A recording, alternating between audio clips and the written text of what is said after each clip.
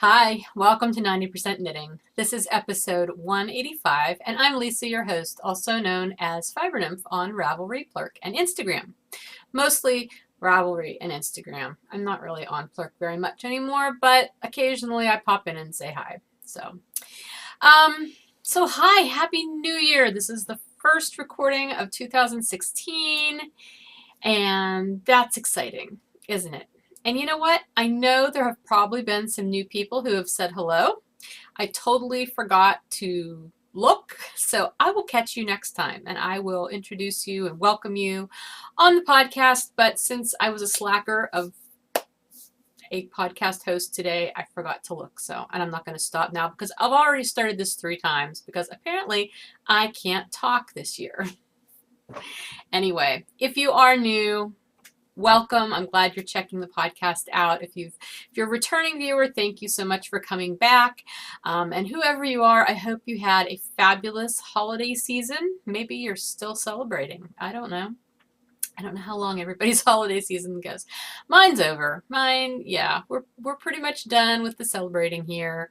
Monday was the back to work, back to the real world, back to everything kind of day. Emma left on Sunday. She went back to school, so she won't be home again now until the end of February during her term break. My yarn helpers, my minions, as I affectionately refer to them, they started coming back this week because they were off a couple of weeks. It's back to the routine. I de-Christmased the house on Saturday, maybe? No, Monday. I think Monday night.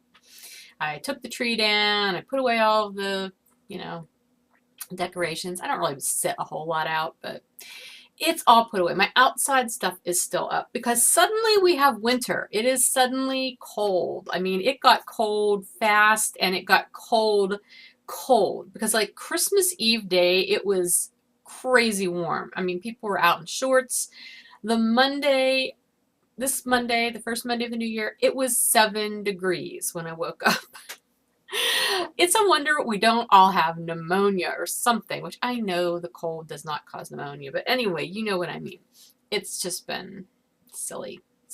And I had to actually kick my furnace on for the first time since early November because that's when I got my pellet stove hooked up and it was running, and it's been running ever since. And with the mild temperatures, that was all I needed to keep my house warm was the pellet stove. I have not run my furnace at all. I got my December electric bill because we have an all electric house, an electric furnace and everything. My December electric bill was lower than I think any December electric bill has ever been because I haven't had to run the furnace. It was awesome. January probably won't be quite as exciting because like I said, I woke up Monday morning, whatever reason, something happened with the pellet stove overnight, Sunday night, and it quit running. It wasn't running pretty much most of the night as far as I could tell based on the level of pellets in the hopper. I don't know what caused it. It has quirks. I still haven't figured them all out. But anyway, it was 61 degrees in my house Monday morning. That's cold. So I did kick my furnace on because I think I had my furnace turned down just to like 60 because I figured, oh, it's never going to get that cold. Well, it was almost that cold. And rather than make the pellet stove try to do all the work to heat the upstairs, because the downstairs stays really nice and warm with it, but the upstairs it takes a little bit for it to really actually get it up to temperature. So I kicked the furnace on to help it, and that was good. But like today, we're back up to, I don't know what the temperature is now. I know it was, I don't know, maybe low 20s this morning, high teens, low 20s, but right now the house is fine. The furnace hasn't been running. So I don't know why I'm telling you this because I doubt you really care, but all that to say, winter is upon us. But it's January, so I can't really complain because we had such a fantastic late fall. Anyway, all right, let's talk about things. I've got lots of things to talk about and to show you sort of. Some things I don't actually have here to show you. I think there's at least one thing I don't. I have finished objects. And the first finished object I do not have here to show you, although I think I can insert a picture. I'm pretty sure I took a picture. I took a picture. I'll try to insert the picture here. That's the modified vanilla bean socks that I was making. And I did gift those already. I made them for Bill, my friend who I've been going out with, and he was so excited. I gave them to him, and he's like, "Can I wear them to work tomorrow?" I'm like, "Sure." They're your socks. Do what you want with them. So he was very excited to get his first pair of hand knit socks, and he wore them to work, and he said they were really comfortable. So that makes him sock knit worthy. So he may get more pairs in the future. At any rate, I finished them. And again, that was just the modified vanilla bean pattern. I modified it, the vanilla beans recipe by Emily O'Grady. Instead of slipping the stitches at every color change, I did it every fourth color change on the stripes. So, and I like how it turned out. I did an afterthought heel, and that worked out fine too. And that was my bounce base in the After the Harvest bright version of the colorway. So, and I actually, the only thing I did differently with those socks than my normal socks that I usually knit is I went down to US 1s. I usually knit on US 1.5s, but I have found that my sock fabric isn't quite as tight as I would like it to be. And I think that's for a combination of reasons. When I knit fast, I don't think I knit as tight. Plus, I knit continental, and I think I do tend to knit looser that way. And my socks have been getting holes in them more frequently than I would like, so I thought, well, let's go down. So I went down to US 1s, and I cast on 64 stitches instead of 60, and that seems fine. Like fit-wise, it's fine. Excuse me, tickle in my throat. And the fabric was a little bit denser, so I think I'm going to try that from here on out with any new socks that I cast on and see how that goes. But anyway, that was my first finished object for 2016, so yay! I finished my accidental cast-on hat also, which was the sock head hat, which you've been seeing for a while. All of the ends are woven in, although if you remember, okay, so the sock head hat is by Kelly McClure, and I was using leftover bits from many skeins of a custom dyed variegated that I made. So this is not actually a colorway I dye anymore, or at all. I have one similar, but anyway. But since it was all these leftovers from multiple skeins, I had a lot of ends, which wasn't a big deal. I don't mind weaving in ends, really. So I wove in all the ends, but I forgot that since I'm turning the brim up on this, I really should have woven the ends for the bottom part of the brim. I should have woven them in like on the outside part so they wouldn't boink out whenever it's turned up, because a couple of them are wanting to. So I'm going to try this on for you and mess up my crazy hair anyway. I did not knit this as, okay, let's see, hair needs to go that way. All right. I did not knit this as long as the pattern called for. The pattern called for doing the brim, however, like 4 or 5 inches, I think, 5 inches maybe, in the ribbing, and then you switch to stockinette, and you're supposed to do 9 inches of stockinette before you switch to the decreases. I got to 7 inches, and I said, I'm done knitting this. And you know what? It is plenty slouchy. I don't think those extra 2 inches would have been beneficial for me. I like it how it is. And so then I did the decreases and I called it done. So this was my second finished object for 2016, which is also very exciting. I'm not sure, I have not actually worn this outside yet. I'm not sure how much I'm loving a fingering weight hat, because it feels very light. And usually if I'm going to wear a hat, it's because I need to wear a hat because it's really cold. So I'm not sure. I mean, it's wool, but I'm just not sure how much I'm going to like it if it's super cold out. So I don't know. I think it's a really great hat, kind of just as a fashion accessory kind of thing for people who like to wear hats. And if you're in a warmer climate, this is probably a great hat. I did make that one hat last year out of worsted weight, kind of following the same design. And that I liked because it was worsted, it was heavier, and it still had the slouch, and it was just the plain, easy hat. So anyway, I like the hat. I'm happy with how it turned out, but I don't feel the need to make any more sock head hats out of fingering weight yarn. Not even as gifts, I don't think. I think there's probably more exciting hats, but I do like how it turned out, and I like how the colors played out. It kind of striped, actually, which was not intentional because it was a variegated yarn. So anyway, sockhead hat, and I did do that on US 1.5s. So then I finished a third item. I know, I'm on fire at the beginning of this year, right? My barn dance socks. I finished those. Now, inexplicably, well, no, you know what? These actually did turn out to be pretty matchy-matchy. What was inexplicable was those vanilla beans. Those I was trying to match up, and somehow they ended up not being completely matchy, but they were close enough. These are pretty darn matchy, to tell you the truth. So anyway, I've had the first one done for a really long time because I used it on my table at my last couple of shows as a sample. And so I wasn't really in a huge hurry to get the second one done, just because if the first one's going to be a show sample, I'm going to have a lone sock in my drawer, which I have a few of. But the reason I did this was because this was my new base, my Squish 2.0 base that I introduced late last year, which is the Corriedale nylon, and I wanted to have a sample of the Corriedale yarn at shows.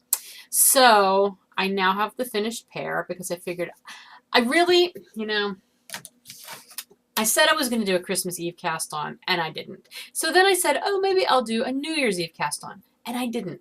I just had the bug that I wanted to get some finished objects knocked out. Like, I had too many things in my current whips lineup that it was just bugging me. So I decided I just wanted to finish things this year, the beginning of this year, which I've done in the past. In the past I have used January as sort of a finish it up kind of month rather than a casting on new things kind of month. That was also back when I had way more items going at one time than I do now. But I'm still very happy having gotten these 3 projects done. And the Barn Dance socks, again, that was my Squish 2.0 base, Barn Dance colorway. I'm sorry, I'm jumping around here and I was just clicking off. Okay. The one thing I will say, the Corriedale yarn, in the ball, it feels a little toothier than a merino yarn. It's going to, because Corriedale is not as fine a wool as merino, so that makes sense. When you knit it up, though, it's super comfortable. And I have heard nothing but positive things from anyone who's purchased this yarn from me and who's knit with it. They've all liked it, that I've heard from. Now, maybe somebody out there doesn't like it, but I will say that I knit Christopher that pair of the zombie waffle socks. That was out of this base. He likes them. I haven't actually worn these socks again just because they're, one of them is for my show table as a sample, so I don't want to get it dirty. But I really do like the feel of this fabric with the Corriedale. And the Corriedale is a harder wearing yarn just because it is a little bit toothier and it doesn't have this. It's not as fine as a merino, the superwash merino, like my bounce yarn, which will pill a little easier. This is going to hold up a little bit better. So if you have somebody in your life who's really hard on socks, this might be a really good base for you to try. Okay, I think that's all I was going to say about this. Otherwise, this was my usual US 1.5s. It's also a heavier weight fingering weight. It's like about 383 yards for 100 grams as opposed to 400. So it's fluffier. And but it knits up pretty much at the same gauge.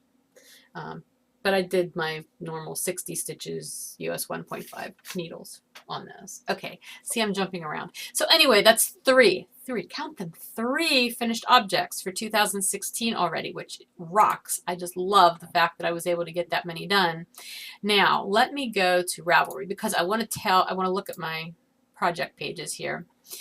That leaves me with 1, 2, 3, 4, 5 active works in progress. However, 2 of them are Afghans. One is my homespun log cabin square Afghan, which is going to just be ongoing. It's probably about 40% done. I laid it out a while back. I think I told you about that.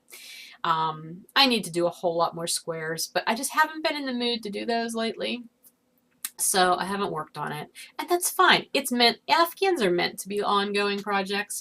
The other one is my mini granny squares Afghan. sock weight Afghan, which that I knew was going to be a long-term project. That might go on the rest of my life, frankly. I had actually put that in hibernation on Ravelry for a while. I took it back out because I'm kind of getting the itch to do some more of those squares. I don't know if it'll actually turn into an Afghan or if it'll just be a lap blanket or a wall hanging. I have no idea, but I do kind of want to work on that again. So that's 2 projects that are active, but they're going to be long-term, so I'm not stressing over those. Then I've got 2 things that are sweaters. Number 1 is that Slinky Ribs pullover that I knit last fall and then hated the way it fit. I love the way the top fit. Do you remember? I made it out of the Mirasol Hacho. It was just a DK weight yarn. The bodice part fit great. And then it was supposed to be stockinette from like right under the bust on down. So it had like a flare, like a baby doll flare, which was so not attractive on me. It made me look like a pregnant hippo. So I ended up ripping that back out up to the ribbing, and I'm just going to do ribbing the whole rest of the body. But by the time I did that, I was so sick of that sweater. I didn't even want to look at it. And I knew I wasn't going to get it done in time to wear during the weather that would have been okay for it, because it's a short sleeve sweater too. Had I known it was going to be almost 70 degrees at the end of December, maybe I would have put more effort into it, but I didn't. So anyway, I think I'm going to pull that out and maybe just try to bang that out and get it finished, just so that I can have that done. The other one is my antler cardi, which I just cast on within the last month. I had no business casting it on then because I didn't have time to work on it, but it started, and at least I know it started, so I can start working on that soon, hopefully. And then the only other project I've got going, the only other pair of, oh, that's not true. I actually have 2 other projects going because I just cast one on last night, but I didn't make a project page for it yet. But the only pair of socks I have on the needles right now is my bright sparkly rainbow socks, which I did not bring in here because I haven't actually worked on them yet. But that's the ones with the sock blank from Knitty and Color that I bought at Maryland Sheep and Wool last year. It's her sparkly sock blanks. That I went to a movie last night. We went to see Star Wars, finally, the new Star Wars movie, which was really good. Way better than I thought it was going to be. It was actually really funny, too, a lot of it, which, like, intentionally funny, not, like, funny like some of them you laugh at just because they were, of course, sort of bad in places. The acting, at least I mock them sometimes. I know, please don't hate me. But anyway, we went to see the Star Wars movie, and you'll remember last year I started taking knitting to movies because I was going to so many movies. And that was the one I was going to use as my next movie knitting sock, but then I hadn't been to a movie in a while, and so it just hadn't gotten worked on. But I realized I was a little too close to where I would have to start the toe decreases, and I didn't want to knit too far. I'm doing an afterthought heel, so I realized I could have just done the toe wherever, whenever, and just had a longer cuff. But I didn't want a longer cuff, so that's why I decided not to take that with me. At any rate, that's the only pair of socks I've got on the needles right now, and I'm not sure which ones I'm going to cast on next. I would actually kind of like to finish the bright sparkly rainbow socks and just get them done, since they've been on the needles since when did I start those? August 31st. I feel like they just need to maybe be done before I start any other socks. Yeah. Anyway, I'm kind of rambling at this point, but I just wanted to give you the rundown on the fact that I only have 5 active, 6, if you include what I cast on last night, 6 active works in progress, 2 of which are long-term, 2 of which are sweaters, which are going to take a while. I feel like that's pretty good. You know, that's not a bad number of whips for me. I don't know. Anyway, the other thing I did, which I'm counting sort of as a finally really, really finished object, even though it's been a finished object since last March, my sheep head hat. If you remember during the stranded color work knit along that we did last February and March, I believe, I did the sheep head hat by Kate Davies using the Jameson yarn. I never wove in my ends. It's been sitting here ever since then. And so the other night, Emma was still home, and I was just sitting out in the living room, and we were talking. I got this hat out, and I started weaving in ends. It took me quite a while. There were 75 ends to weave in on this hat. Yes, 75. But they're now woven in, and so I can now wear my sheep head hat I did not block it, and I don't think I'm going to.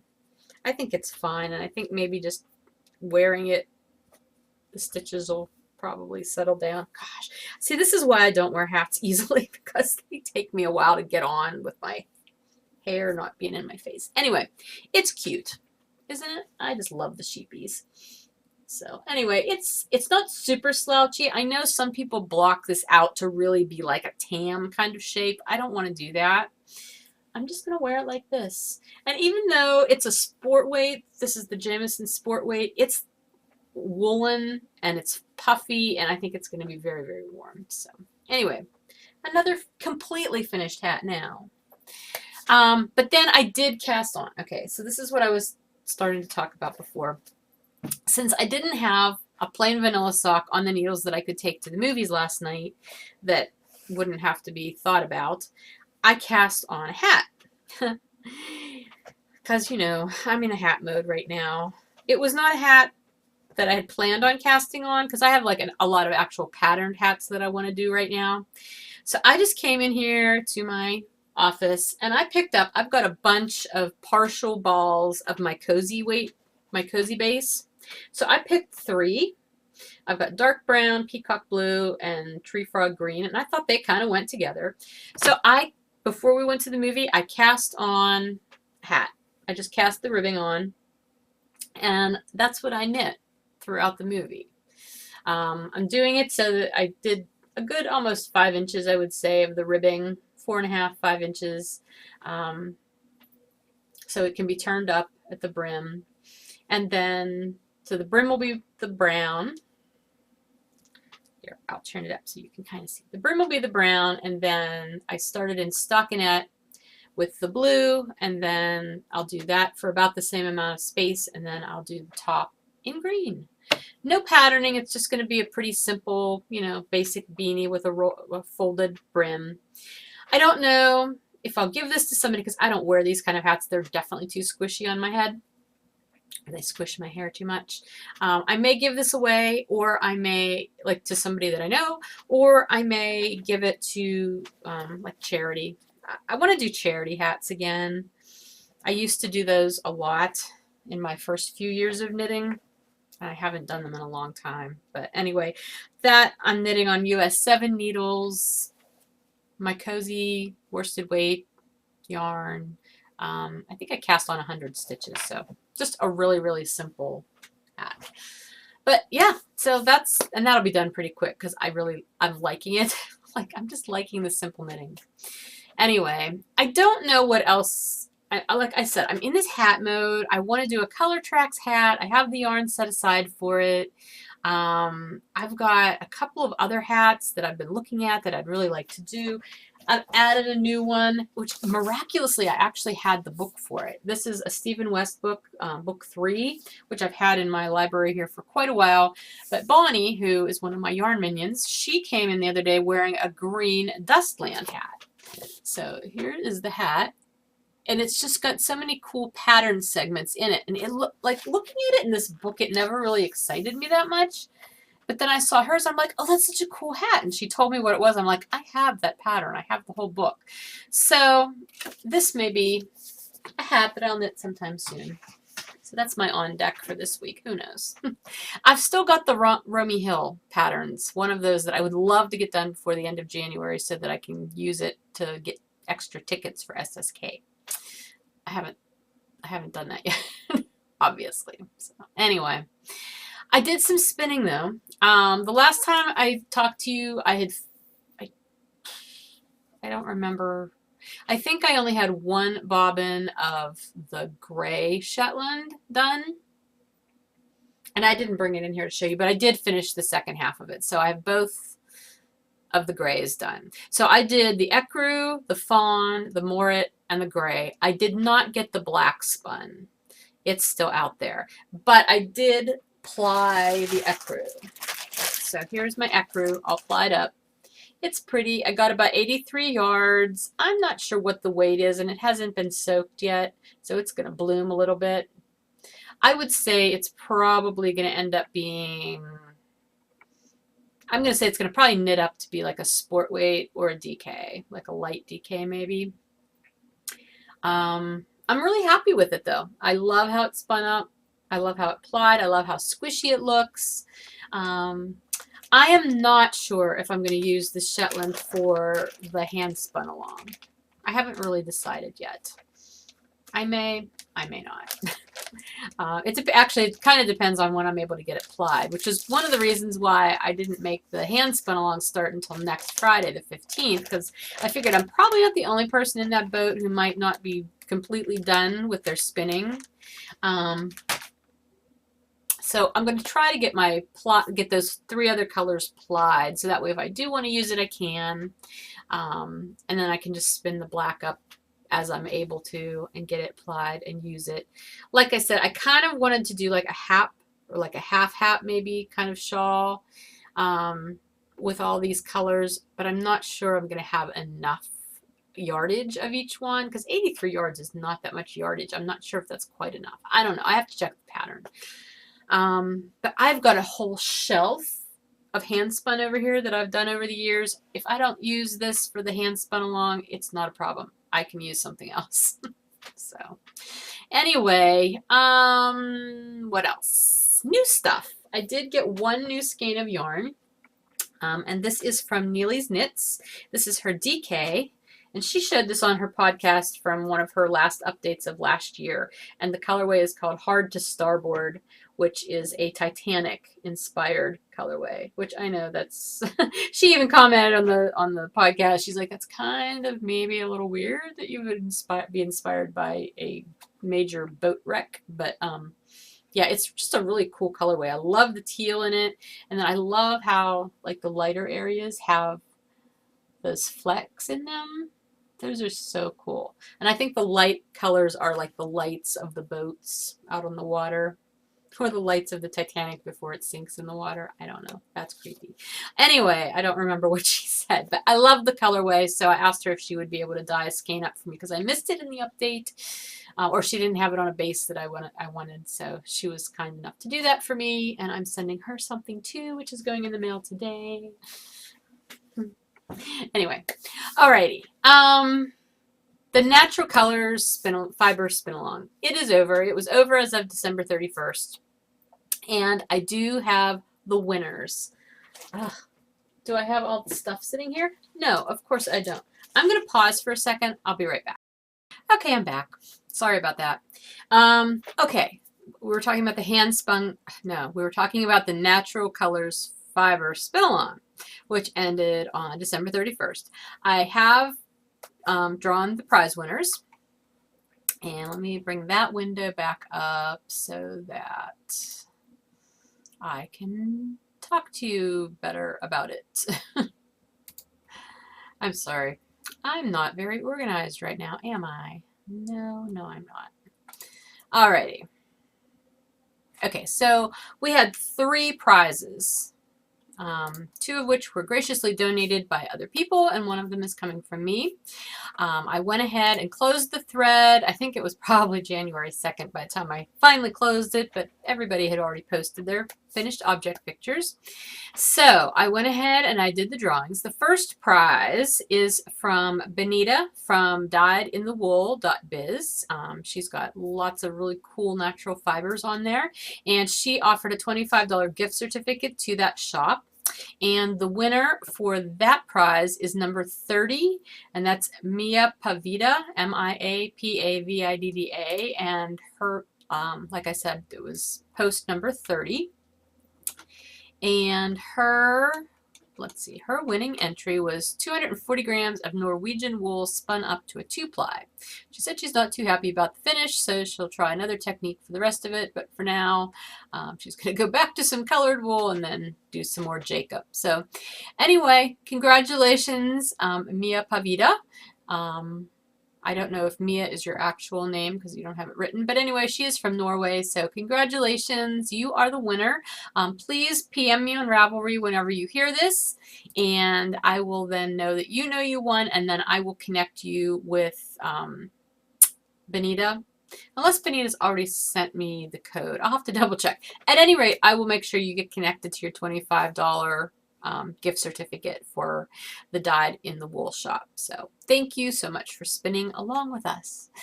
Okay, the second prize was 2 ounces of kid mohair that was shorn in the spring of 2015 from a lovely little Angora goat called Fudge. Here, I'll open the bag so you can see this. And this was donated by our viewer Christine, who is I Am a Paint on Ravelry.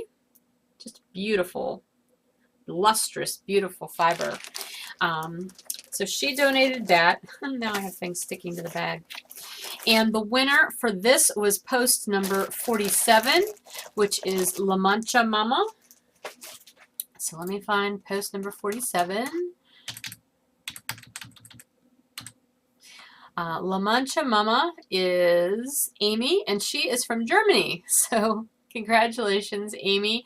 She spun 4 ounces of medium gray Shetland into a 2-ply and got 350-ish yards, and it looks lovely. So Amy, congratulations. Please PM me with your mailing address, your full name and mailing address, and I will get your fiber out to you for your prize. So thank you and congratulations. Lastly, the final prize is coming from me, and this is a fiber sampler, which I showed you.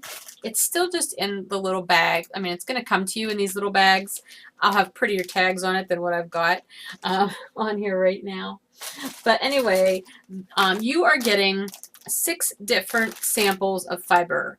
There will be some merino bamboo, and these are all natural colored. So merino bamboo, some Wensleydale, where's my little tag on this one? I think this is BFL silk. Yep, this is BFL silk. Some mulberry silk. You know, it's hard to see them in the bags, but they look really cool in person. Some Tibetan yak and cultivated silk, which that is going to be such a pleasure to spin. And lastly, some baby camel and tussa silk. So a bunch of silk blends, but some pretty cool fibers. So that is the fiber sampler, and the winner for the fiber sampler was number 60, who is Betty for fiber. And let me get to her entry. She'll be on the last page. Betty was very active in our threads too. So that is Betty, and she's from Ohio. And her post was Icelandic fell, 2 ounces each of gray and white, 1 ounce of black llama Lincoln silk blend, and she also spun a 1 ounce of alpaca and white llama, which is still drying. And she said she's considering a natural colorwork headband for the hand spun project. So yay. Congratulations, Betty. Thank you so much for spinning along with us. And please PM me with your name and mailing address, and I will get your fiber sampler prize out to you. So anyway, thank you so much to everyone who participated in that spin along. I thought that was a lot of fun. Even though I did not get all 4 of my Shetland colors finished up, I really had a good time seeing those of you who spun up your Shetland fiber kits or fiber sets that I had sent out to you. I loved seeing how you spun them up, and I can't wait to have mine done as soon as I have the time to do it. Anyway, but thanks to everybody who took part in that spin along. I hope you will all join us for the hand spun along as well coming up, and we're going to talk about that now. All right, so the hand spun along will begin on January 15th and run through the end of February, so February 29th, because it's a leap year. All of the guidelines, I have the general hand spun along thread up on Ravelry now, so you can find that, and it's got all the guidelines, but I will tell them all to you now just because I did not have them all the last time I talked to you about it. The projects must be started and finished within that January 15th to February 29th time frame. They can be knit, they can be crocheted, or they can be woven.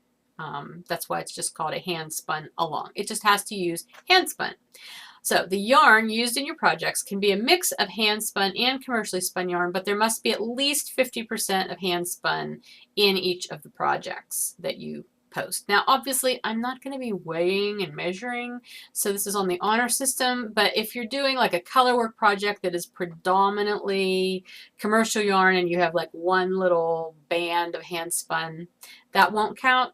Your project has to be at least 50% hand spun. So if you are not a spinner, that's fine, or if you don't want to use your own hand spun, that's fine. You're welcome to use hand spun from somebody else.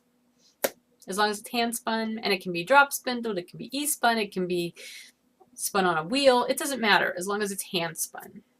Okay, now here's the thing that's really different from other alongs that I've done in the past. Sort of. Okay, this along, the hand spun along, is meant to be for fun. They're always meant to be for fun. The fun of creating with your hand spun yarn or somebody else's. But we will have some prizes. I just don't want the prizes and earning the prizes to be the predominant draw to do this. I want it to be the fun of creating with hand spun. So to that end, I'm changing the way we're entering for prizes. And this I did talk about last time, but I'll reiterate it. To enter for a prize, you're going to create one post in the finished object thread, which I will open up closer to that January 15th date. And you will use that same post to post any pictures of any finished objects that you do in the hand spun along. So you're only going to have one post for the entire along, okay? You can go in and you can edit it to add as many projects as you do, but you'll still only have one post and one entry. Your post will be an entry. So really, minimum, you could do a little bird of happiness out of some hand spun, and that would be your entry, and you'd have as many entries as anybody else entering the hand spun along, because you're all going to have just one entry. There is no yardage requirement. There's no weight requirement. It's just at least one project out of hand spun that's at least 50% out of hand spun. Does that make sense? I hope you'll do more, or, you know, a lot of little projects, or I hope you'll, you know, not say, oh, well, I'm not going to bother doing that, whatever, because it's only one thing. I want you to enjoy it, but we want to see what you do too. So I hope that makes sense. Yeah. If you have any questions about that, feel free to post it in the hand spun along thread, but hopefully that's pretty clear. Please tag your pictures and your projects both here on Ravelry and on Instagram using the hashtag 90KHSA2016. So that stands for 90% knitting hand spun along 2016. So 90KHSA2016. Hopefully I will have remembered to put that at the bottom of the screen. I'll put it in the show notes too. Anyway, I decided that I wanted to do a little giveaway leading up to the hand spun along. We will have, like I said, there will be prizes for the hand spun along. I have not decided what those are going to be yet. If you're somebody who would like to donate a prize, whether it's a pattern or stitch markers or a bag or yarn or fiber or whatever, please feel free to get in touch with me, PM me, and I'd be happy to talk to you about that. But leading up to the hand spun along, and I know this is kind of, you know, 11th hour since it's starting a week from tomorrow, I wanted to do a drawing for this hand spun. This is some of my hand spun that I did, I don't know, quite a while ago. Actually, it's been on my shelf for a while, and I wish I could get it to, there we go. Focus a little bit. It's really a cool, pretty collection of blues and greens and sort of a not blues and greens, blues and grays and natural in there. This was some fiber that I got from Crafty Puppy Lover on Etsy several years ago now. Her shop does not appear to be open currently. I'm not sure how long of a break she's taking. It just says that she's taking a break. But anyway, this was a bat that I got from her, and it was called Night Moon, and in it is merino, BFL silk, Firestar silk, faux cashmere, sari silk, and bamboo. So it's got a lot of yummy goodness in this. This is a pretty interesting spin because it had all that stuff in it. It's not a very consistent spin, but it is about 105 yards of, I would say, anywhere between sport and worsted weight. There's definitely some larger lumpy areas, especially where the faux cashmere was, because I remember when I was spinning this, that faux cashmere did not want to draft well. So there's a little bit bigger areas there, but it's a really fun yarn. I think it would make a nifty, and there's probably enough here to do a set of little mitts or a cowl, or I don't know. I'm sure you could do something with it. Use it with something else. As long as it's 50% of your project, it would count for the hand spun along. So anyway, if you are participating in the hand spun along and would like a chance to get some hand spun to use, or maybe you don't have any hand spun and you'd like to get some, enter the drawing. I'll start the drawing thread as soon as I'm done recording.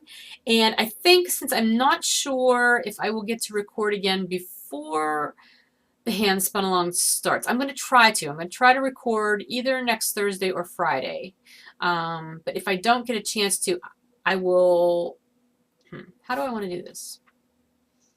If I don't record before next Friday, like if I don't record by next Friday, I will go ahead and close the thread, do the drawing, and post the winner's name in the thread. How about that? However, if I do end up recording by next Friday, I will announce the winner here on the podcast. I may post it in the thread as well, just to make it easy, since it's something I want you to be able to use for the hand spun along. I'll do that. Either way, I will post the winner's name in the thread. If I record next week, though, by Friday, I will also mention it on the podcast. I feel like I just made that really confusing without even trying to. Okay. What else? Last year's knitting totals. You know what? I've been watching podcasts. I did not get to watch many over the holidays because I was really busy, so I've been trying to catch up. A lot of people have been talking about their knitting goals from last year, how many they met, how many they didn't meet, you know, what they accomplished last year. I talked a little bit about this last week when I recorded. I let you know my yardage, my total yardage. I knit over 16,000 yards last year, which was awesome. That was a record for me. I really didn't have any specific goals. In the past, I have set goals for myself. I don't really anymore, knitting-wise, just because I don't have time to focus on them. And I know that about myself, and they don't particularly inspire me or motivate me. So I just don't bother anymore. But I do like keeping track of what I get done. So I did go through all of my Ravelry projects from last year, and I tallied up what I knit last year. So I'm going to let you know that.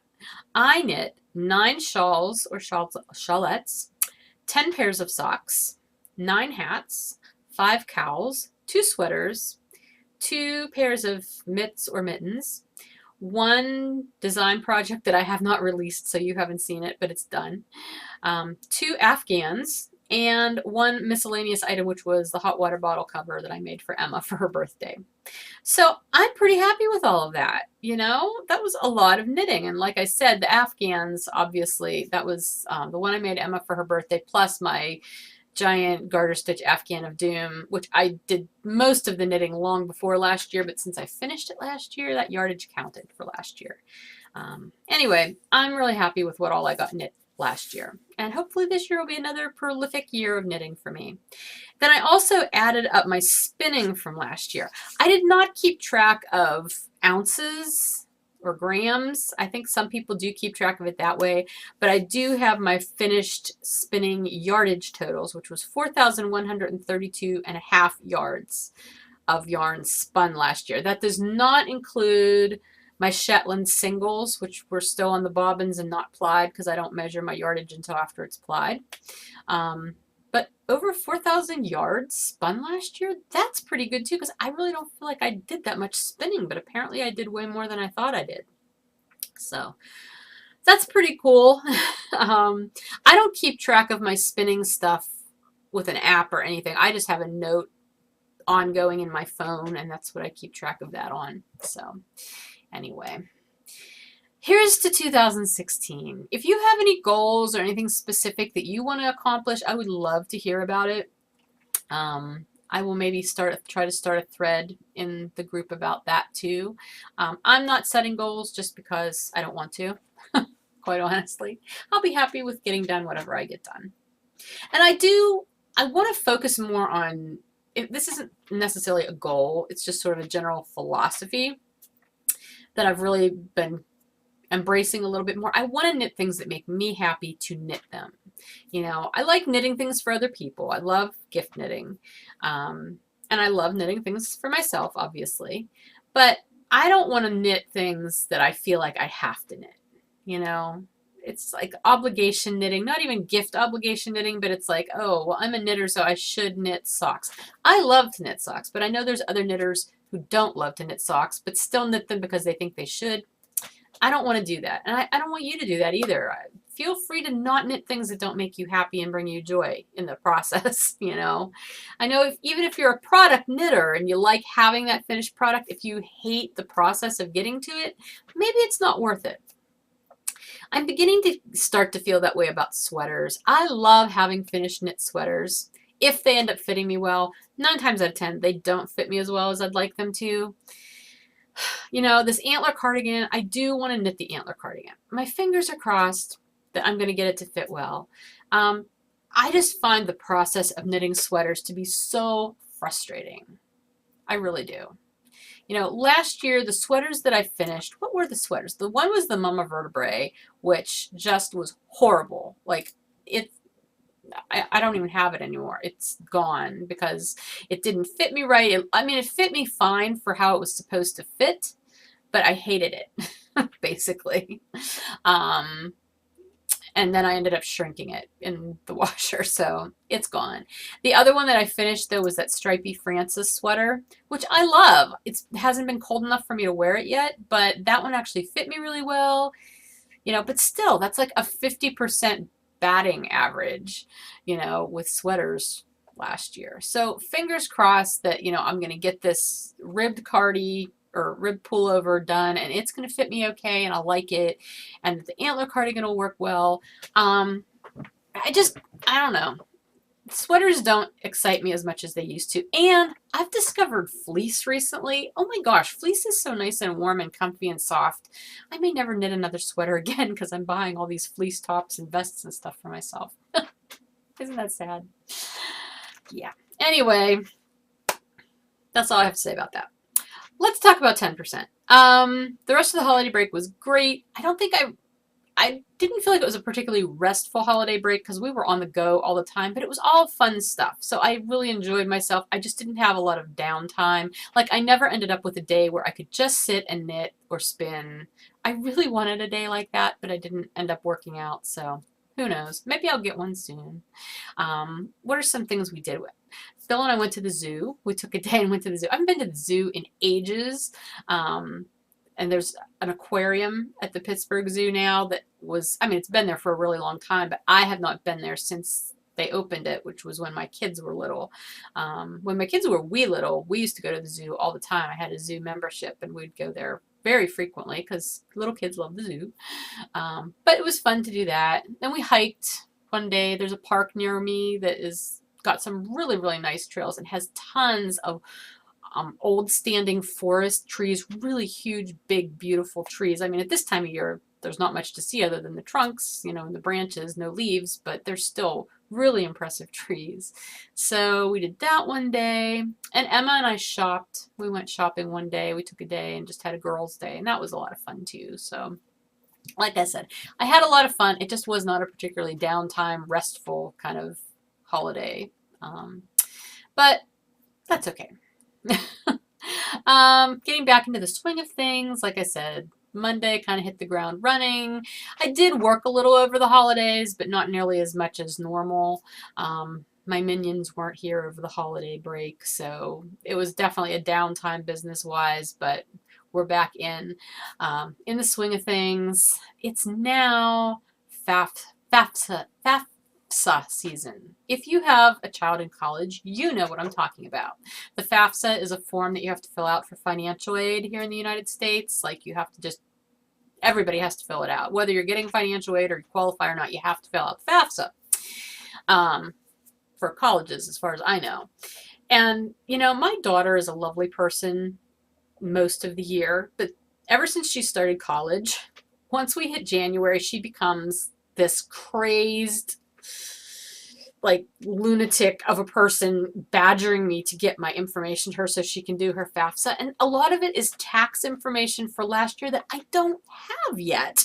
I can't come up with it because it's not ready. And I know you can estimate and put numbers in and then go in and change it, but like, I want to be in the right ballpark, you know, and being self-employed makes it a little bit trickier than if you're, you know, employed by someone else and you know what your salary is every year and things stay pretty much the same.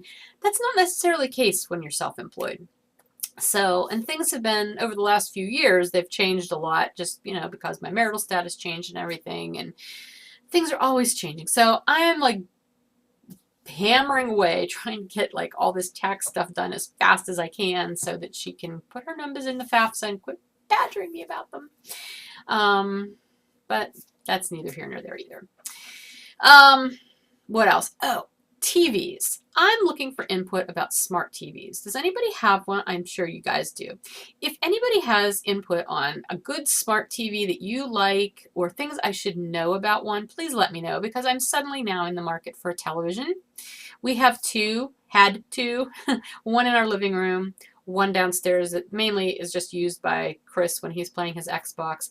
That one bit the dust this morning because it fell off the shelf that it was on. There's a shelf that was mounted into our cement block wall.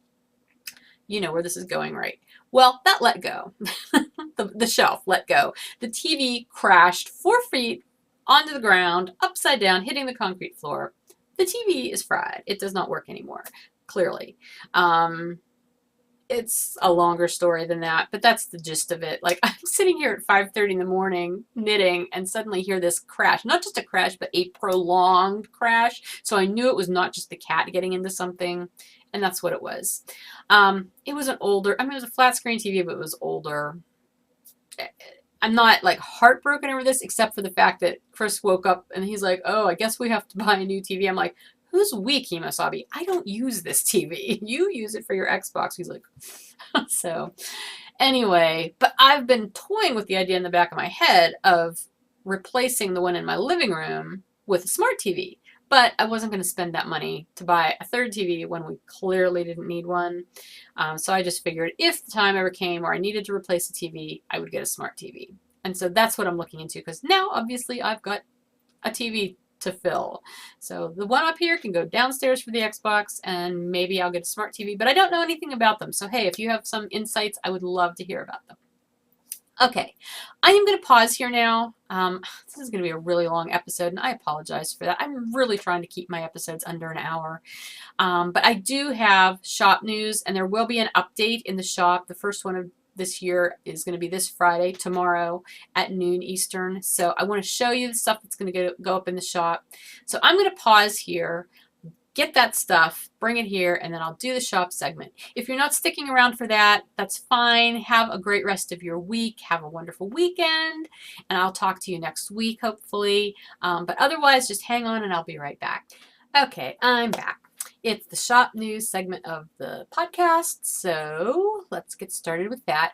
First of all, I want to say thank you to everyone who shopped the end of the year sale. The bye-bye sale. Thank you so much. I shipped out, I don't know, probably over 30 packages from that. So definitely cleared out some space in the shop. And now I have the fun of restocking and putting new things up for you. Okay. I have a drawing, the 4th quarter finished object thread. I closed that also at the beginning of January in the Fiber Nymph Dye Works group, and so I did the drawing for that. And now let me get to the correct page on that. Let's see. Oh, here it is. Okay. So the winner of the $25 gift certificate from the Fiber Nymph Dye Works group is number 22. That's MMGRRR. I'm not really sure what that stands for, but hang on, let me find the post. Post number 22. Post number 22, MMGRRR. That is Monica from Georgia. And her entry was some yarn that she spun out of some of my Falkland in the Pair of Pairs colorway. She got a 2-ply fingering to sport weight, 420 yards, and it looks beautiful. Oh my goodness, I love that. So congratulations, Monica. You are the winner of the $25 gift certificate. Please PM me on Ravelry and I will get that gift certificate to you. That is good for anything in my shop. I did open a first quarter finished object thread for the Fiber Nymph Dye Works group. So anything that you're knitting out of my yarn or spinning out of my fiber, or you spun the fiber and you're going to knit it now, any of that, anything you finish in January, February, or March, please post in that finished object thread and you will you'll be entered to win a $25 gift certificate for the first quarter. And I always do that the first podcast after the close of the quarter. So you can look for that. Let's see. The January minis of the month went up for pre-order on Monday. I delayed it just because of the new year and everything. But this is the set. Let's see if I can get these to focus. Okay. So, all right, so I'm sorry, I'm trying to multitask here. The self-striping, I have to get my camera page back. I'm sorry. If I'm making you dizzy by waving these all around, I don't mean to be. The self-striping is called Eastern Horizon. And my inspiration for this was in the winter, in the morning, as the sun starts to come up, you've got a lot of really purpley colors going on with that pale sunlight starting to come up. And then Sunrise Blush is the coordinating semi-solid, which is actually looking a little lighter there than it is. Maybe if I back it up. It's a little darker than this. Look on the shop page and you'll see a more accurate representation. But you also get this color in that sunrise in the morning. I just love these colors. I love the eastern sky in the morning and the winter. It's just so, so pretty. So these are the minis of the month for January. They'll ship out by the end of the month. There's still several available in the shop. So if you're interested, go ahead and check those out. And finally, we've got our first shop update of 2016. It's happening tomorrow, January 8th at noon Eastern, and I've got a lot of stuff going in here. So I'm going to try to show you all of this. I didn't pull everything out. I've got a bunch of one-off items, like one skein of this, one skein of that, like from things that I had done special orders or whatever. They'll be in the shop. I'm not going to show them to you right now, though, just because there's only one of them. So, all right, I've got a lot of self-striping, and I'm not going to show it to you really in any particular order, except I do have some new colorways. I'll show those towards the end of this self-striping extravaganza here.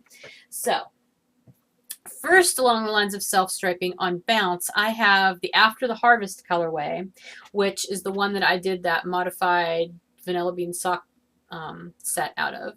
I did 2 skeins of the bright, which is what I used, and then there will also be 2 skeins of the muted. It's not a huge difference, but in person you can definitely see the difference more than you can in this bright light that I've got going on here. This one is definitely darker and more muted than this one, so you'll be able to see the difference in the listings in the pictures. So 2 skeins of each of those. Then I've got some Soft Kitty. I've got Soft Kitty on Bounce, and I think there's 1 on Bounce and 2 on Traveler, my sport weight. So there will be those if you're looking for Soft Kitty, because I know somebody's always looking for Soft Kitty. I get a lot of emails about that.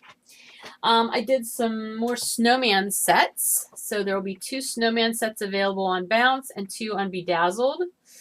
So you get the full skein of snowman, which is the white with the wee stripes of red, orange, and green, and then the half skein of the soft black to do your heels and toes and everything. So 2 sets on each of those bases. Then I have, what is this? Oh my gosh. This is Davy Jones' Locker. I'm sorry. I've got like 3 or 4 colorways that are very similar, and I was trying to remember which one I did. They all stripe differently, and they're all slightly different color-wise.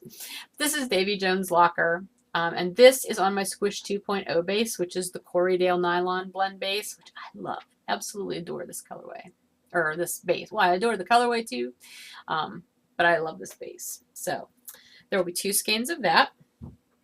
Then I did Longest Night, which I did a little while ago. I did some more of it. However, these are going to be discounted. The colors are fine. I just mixed up 2 of the stripes, and because the striping pattern isn't a regular pattern, it isn't going to look exactly the way it should.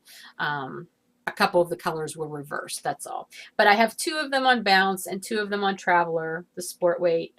And it is noted in the listing that they are a little wonky. But like I said, as long as you don't care that the colors aren't in the right order, they're going to knit up just fine. There's nothing wrong with any of the colors.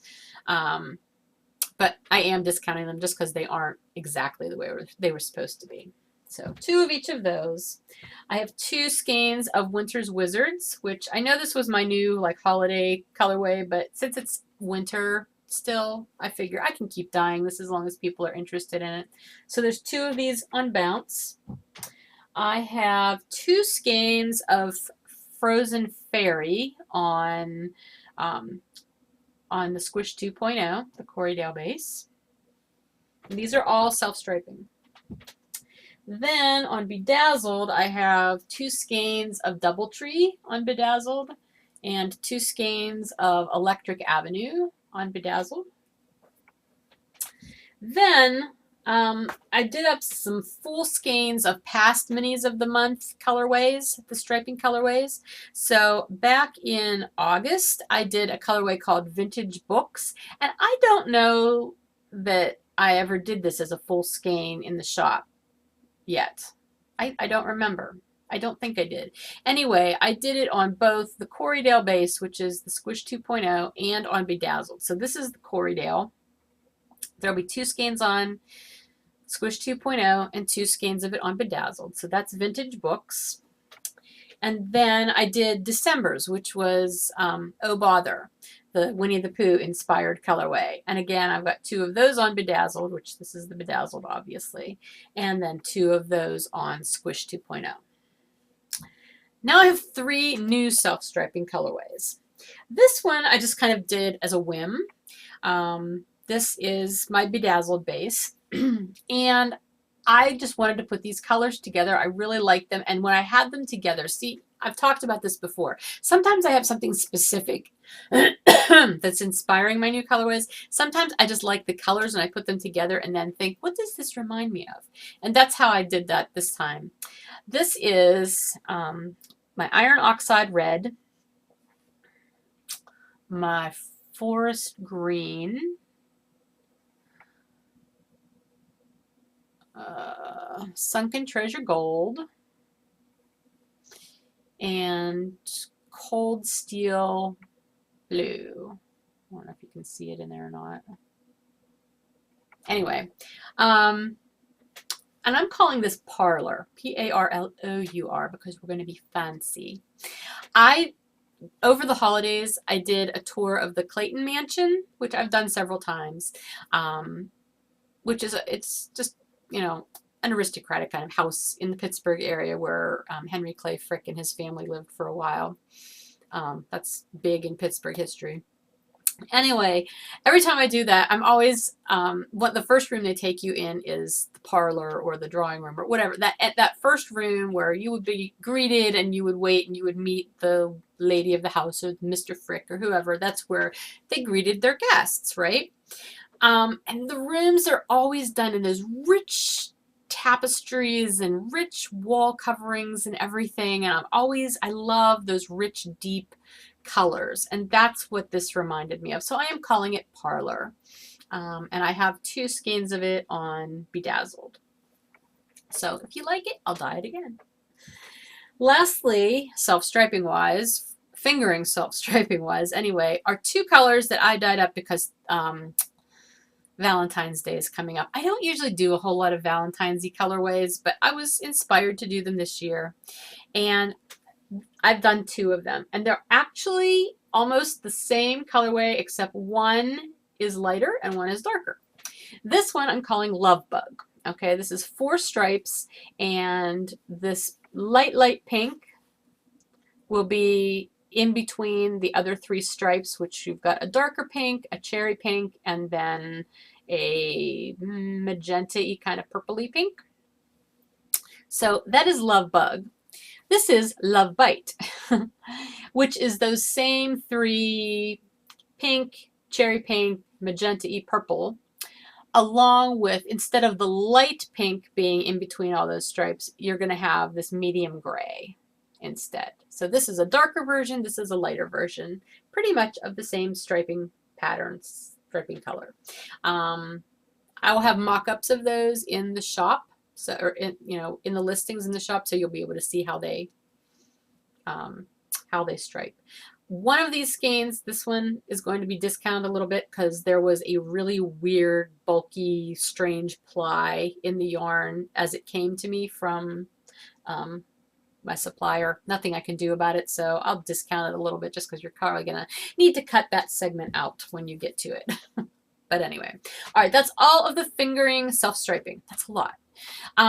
Additionally, I've got some DK weight self-striping, which I've actually had sitting around for a while. I dyed it a while ago, and then I set it aside in a box and never listed it. So I'm listing it now. There's 2 skeins each. My Bonafide base, this is Candy Mountain. This is Fervent Fjord. And this is Bam Zap Pow. So there are 2 skeins of each of those, DK weight. Then I did up a few more variegated and tonal skeins of worsted weight that will come with a coupon code for my Rambler cowl.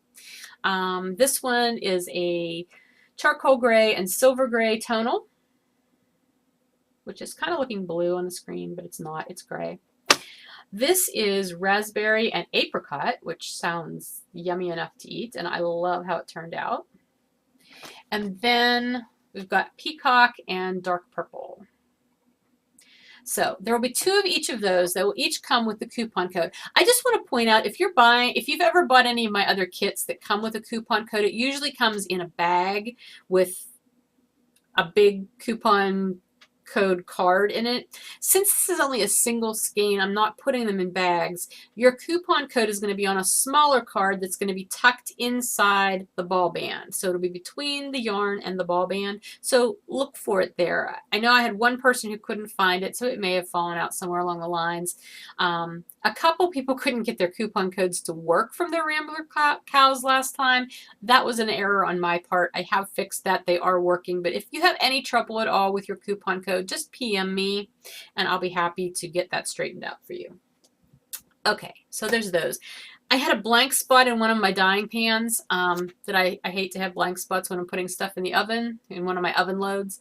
So I did up a couple skeins of Cheer Cheer, which is my cardinal, the bird, inspired colorway. And this is on Sunshine, my light fingering weight base, 490 yards. I haven't done this colorway in a while, and I really, really like it. So it's the cardinals, like a scarlety red with some orange in it for the cardinal's beak, and then the little flecks of black all through it for his claws and his eyes. I have not been doing a whole lot of tonal and variegated, fingering weight stuff lately. I don't know why. I kind of default to doing self-striping and gradients because that's sort of my specialty.